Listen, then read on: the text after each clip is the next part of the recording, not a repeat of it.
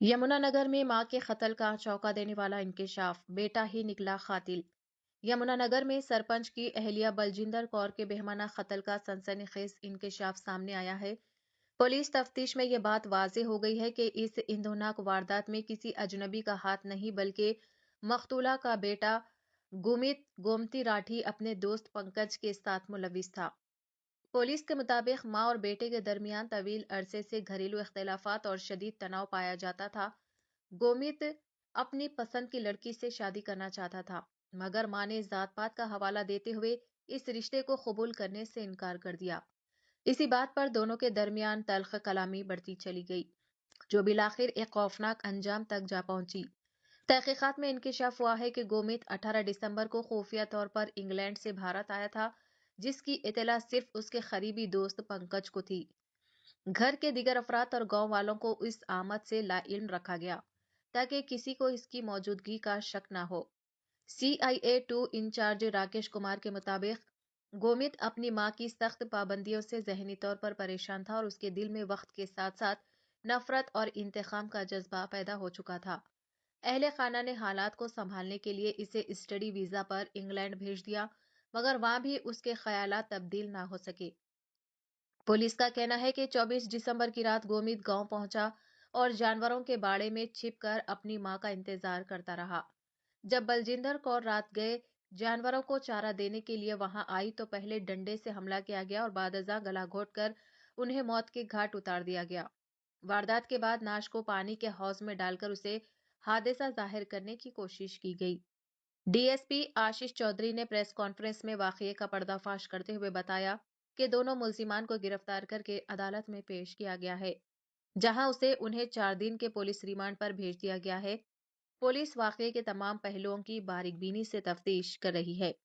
Channel को like करे, share करे और फॉलो जरूर कर ले। गांव शामपुर जो पुलिस स्टेशन सडोरा में है, उसके जो मौजूदा सरपंच हैं, उनकी जो पत्नी है बड़ी संदिग्ध हालत में उनकी जो लाश है उनके पशु का जो बाड़ा होता है उसमें मिली थी और वो भी एक बड़ा सेंसेशनल केस था क्योंकि महिला उसमें इन्वॉल्व थी।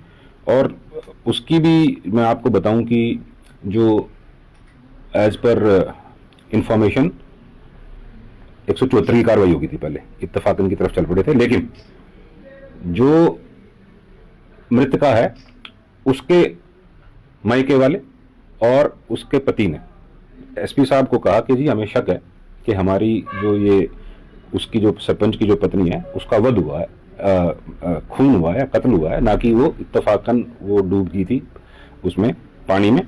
तो उसकी सेंसिटिविटी को देखते हुए श्री कमलदीप गोयल जी ने, जो पुलिस अधीक्षक हैं, CIA-2 और मेरी सुपरविजन में एक टीम गठित की और उसके चलते हुए हमने जब इसमें इन्वेस्टिगेशन चालू की, और जैसा कि मैं हमेशा बोलता हूं कि पारंपरिक और साइंटिफिक इन्वेस्टिगेशन को जोड़ के जब हम इस तथ्य पे पहुंचे तो पता लगा कि जो मृतका बलजिंदर है उसका जो कत्ल है, उसका जो खून है, उसी के लड़के ने, आरोपी ने, जो गोमित है, अपने ही गांव शामपुर के एक लड़के पंकज के साथ मिलके प्लान करके उनका खून किया है। अभी क्योंकि वो कल ही अरेस्ट हुआ है और जो शुरुआती पूछताछ में जो अभी हमारे पास जो इंफॉर्मेशन है वो यही है कि गांव की ही किसी लड़की से वो शादी करना चाहता था जिसके के घर वाले खिलाफ थे, और चूंकि वो बाहर गया हुआ था तो आर्थिक तंगी से वो जूझ रहा था और अपने घर वालों से निरंतर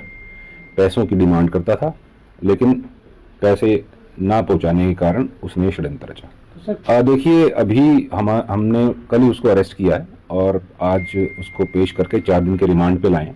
जो प्राइमा फेसाई पूछताछ है उससे उसने ये एडमिट किया है कि वो पहले ही, चूंकि उसको पता था सारा अपने घर का क्या टाइम टेबल है मदर फादर का, वो पहले ही जाके पशु के बाड़े में छिप गया था।